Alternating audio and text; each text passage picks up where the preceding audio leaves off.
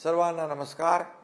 हिंद दी चादर श्री गुरु तेग बहादूर साहेबजी यांना विनम्र अभिवादन करतो। देशाच्या एकात्मतेसाठी अनेक संतांनी आपल्या जीवनाचे महान योगदान दिले। या थोर संतांपैकी एक म्हणजे हिंद दी चादर श्री गुरु तेग बहादूरजी आहेत।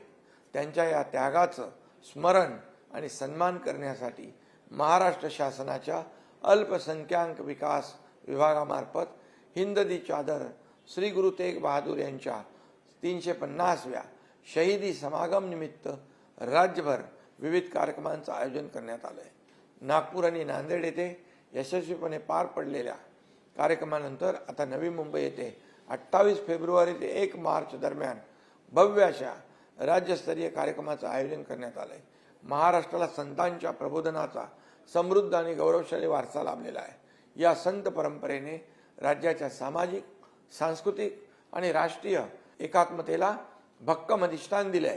हा वारसा पुढे नेण्याचं कार्य महाराष्ट्र शासन सातत्याने करते। या समागमात शीख, शिकलगार, बंजारा, लबाना, सिंधी, मोहयाल, वाल्मिकी, उदासी तसेच भगत नामदेव संप्रदायातील जनसमुदाय मोठ्या संख्येने सहभागी होणार आहे। सुमारे 300 वर्षांनंतर विविध समुदाय या निमित्ताने एकत्र येत असून हा कार्यक्रम राष्ट्रीय एकात्मतेचं प्रतीक ठरणार आहे।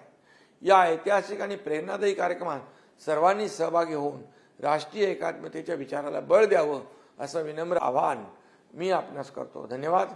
जय हिंद, जय महाराष्ट्र।